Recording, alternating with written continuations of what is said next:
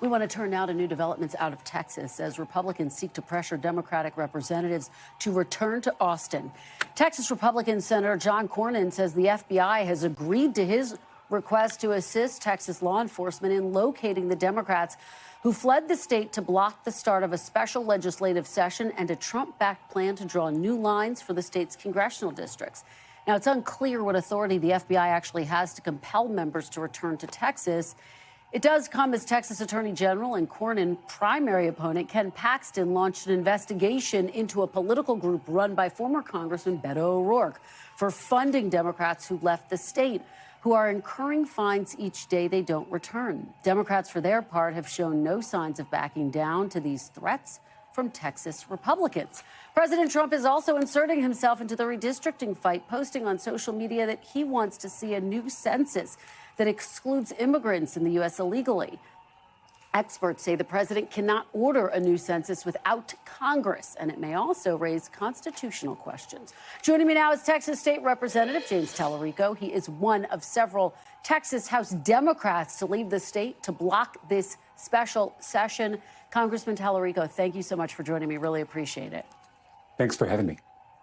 So we have to start with this latest news out of Austin that I was just setting up. Senator Cornyn saying the FBI has agreed to his request to assist Texas law enforcement in locating the Democrats who fled the state. What is your reaction to this allegation that you broke a law?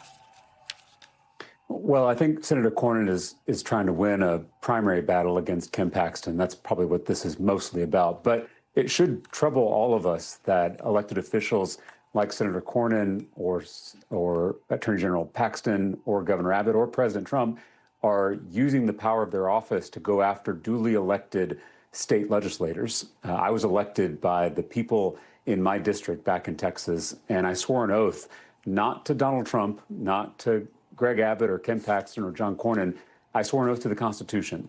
And I take that oath very seriously, and I plan to fulfill it. That's why we came here to Illinois, to stop this Trump power grab in Texas and stop them from redrawing our political maps in the middle of the decade, which is unprecedented and would allow them to shield the president from accountability in the next election. Well, I guess the question becomes, Congressman, how long are you prepared for this fight, given the fact that it could cost you $400,000 for fleeing the state? You're being fined on a daily basis. Should you stay away during the potential successive legislative session, you could face more than $3.2 million in penalties. Obviously, some members have families, other things that they need to be focused on. Is it realistic to stay out of the state for a prolonged period? Well, we could drive ourselves crazy with hypotheticals. We have all committed to at least staying out of the state capitol for the remainder of this special session, which lasts 2 weeks. We were already there in Austin at the state capitol for the first 2 weeks of the special session, and we are breaking quorum for the last 2 weeks to kill these rigged maps and stop this corrupt special session. And what happens after that is anyone's guess. The governor does have the power to call us back. We're also seeing these developments in blue states that are threatening retaliation. Some of them are moving forward with that retaliation. And we're seeing Republican legislators in other states and Republican Congress members speaking out against this corrupt process. So a lot is changing. I think this is a fluid situation. We're not going to get distracted with hypotheticals. We're focused on the mission at hand, which is killing these maps and ending this corrupt special session. Well, I want to change gears a little bit and ask you about the Democratic Party more broadly. Let me put up some new poll numbers. This is from our friends at CNBC. It shows that just 22% of respondents have a positive view of the Democratic Party. Congressman, how do you explain that, and how do you combat that in the midterms? Well, I think that probably includes a lot of Democrats like me who are fed up with the state of our party. And I'm hoping that Texas Democrats are showing a path forward for national Democrats. In Texas, we are living with the consequences of Republican extremism every day. Not only this redistricting power grab, but also a voucher scam that's defunding our local schools, the most extreme abortion ban in the country that endangers the lives of women and girls across Texas. the failure to expand Medicaid, which means we have the highest number of uninsured people in the entire country. So my constituents are living with the consequences of that Republican extremism every day. And Texas Democrats, even when we're in the minority, we know how to use every tool in our toolbox to fight for the people of our state. And I think that's what folks across the country are looking for in a new Democratic Party, a fighting spirit, an ability to deliver for people and not just lie down and play dead. You know, you said something that's interesting, fighting against this extremism, and I wonder how you see the broader message coming together for the midterms. Should it be a message about, as you say, extremism, or does it need to focus more on pocketbook issues like Medicare, like Medicaid? What do you think is going to be a winning message for Democrats? Because that has been one of the challenges for your party. Well, and I don't think it's an either-or choice. The extremism is what's affecting people's pocketbooks. You know, I just talked about these bills they've passed that are defunding schools, that are taking away health care, that are raising costs for everyday Texans.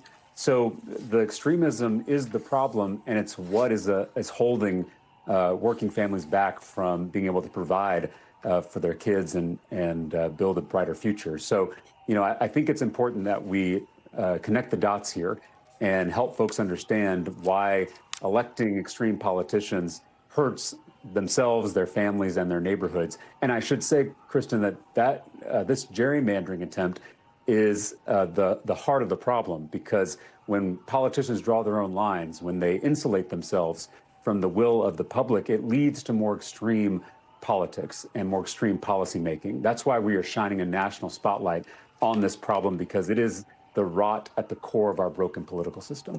Congressman, I have to ask you, broadly speaking, a few months ago, podcaster Joe Rogan said you should consider running for president. You've had a few months to think about it. Is that something that you can imagine being in your future? How do you see that?